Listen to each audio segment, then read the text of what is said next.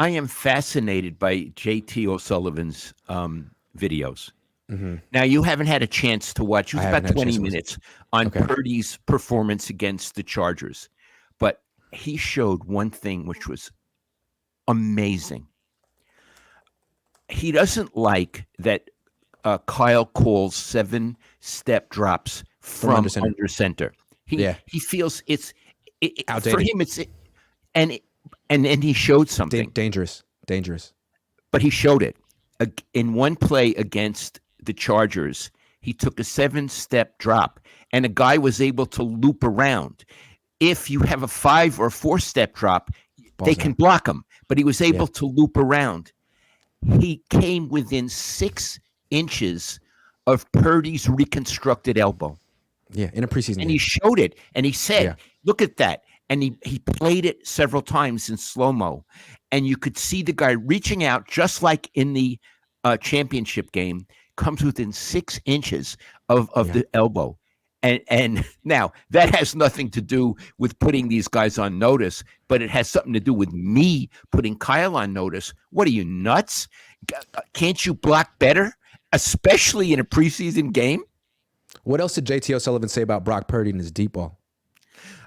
Oh, okay. First of all, he was overwhelmingly positive about Brock. He really likes his composure, his decisiveness, how he sees the field. But he had one thing that he noticed as he was showing the film that surprised him and made him feel a little nervous about Brock.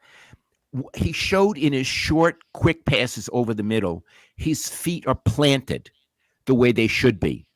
But when he throws deep downfield, he lifts up his right foot, the back foot, which it gives you the power, like a pitcher. And he shows how, as he's throwing, he's actually not moving forward with that foot, but backing up a few inches. And he said, boy, I hadn't noticed this before.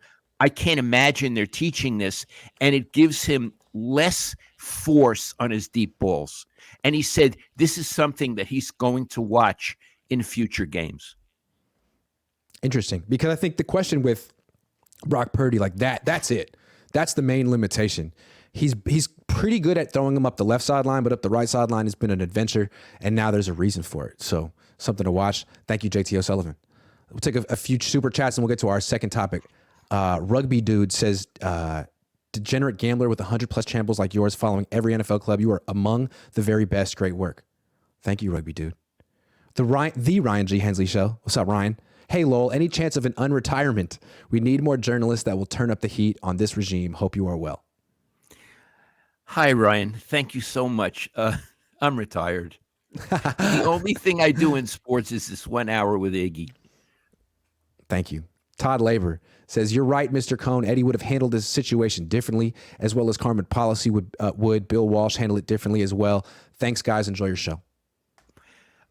Bill Walsh never would have drafted Trey Lance for 2 reasons.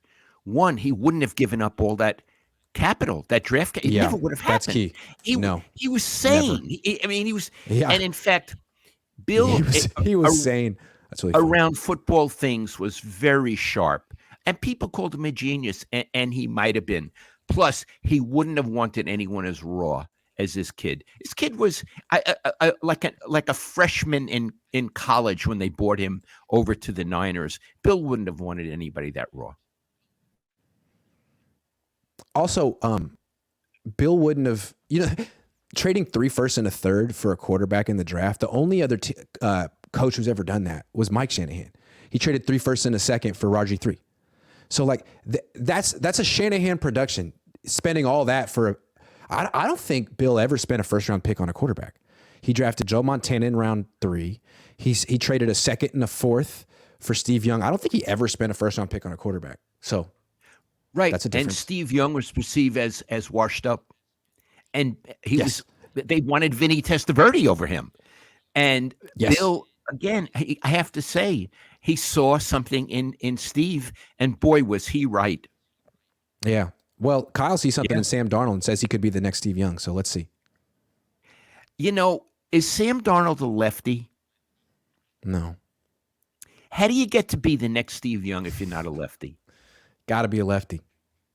I think so. I mean, Gotta be a really, lefty. isn't that Yeah. because I know I'm not kidding around here. Mhm.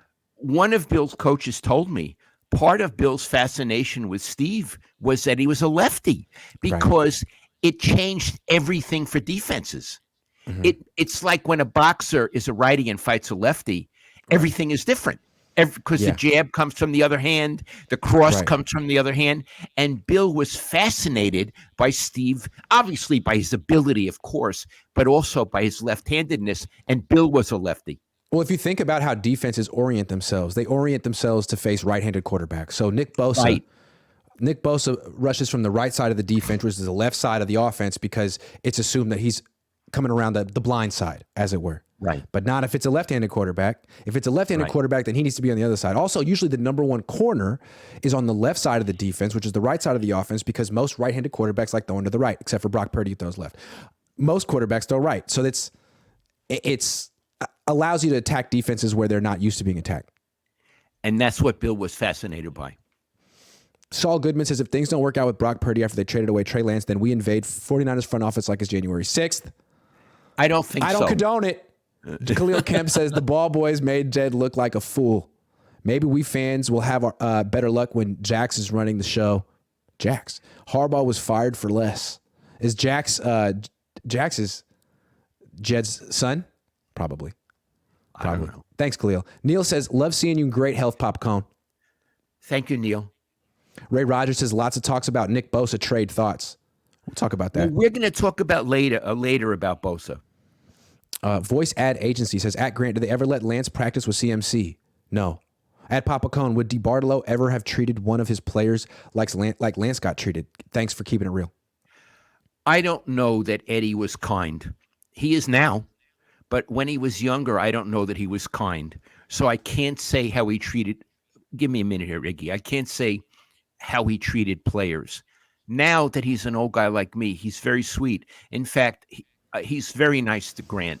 And he even told me one time, Lowell, you did a very nice job in bringing up your son. I want to tell you about Eddie. One time they got beat. They were playing at Candlestick and they got beat. And after 10 minutes, they let the media into the locker room. At the time, they had a wall phone. It was like, because it used to be the Giants clubhouse also. So maybe it was if someone wanted to call into the clubhouse from the dugout or something like that. Anyway, I don't know. Eddie had wanted to talk to someone on the phone. He got so pissed. He ripped the phone off. I saw him do it. He ripped the phone off the wall. So Iggy, now he's holding one of these big receivers, no cell phones, big receiver. Mm-hmm. And the little cord is coming off where he ripped it off. It looked like a rat. He was holding a rat with a tail. And his eyes like he had just scalped someone in a battlefield. That's right? how angry he was about them losing. And here's the thing. I had a column in mind. I had talked to Ira Miller and I was going to write, quarterback, blah, blah. I saw him with the phone. The hell with that column. I wrote about him on the phone, about how he did and how pissed he was and walking around. Iggy, he was like a man who was in a trance. He was walking around with his phone. I thought he wanted to hit somebody. He didn't hit anybody. But I rarely seen anger like that. Was this the 80s? Yeah.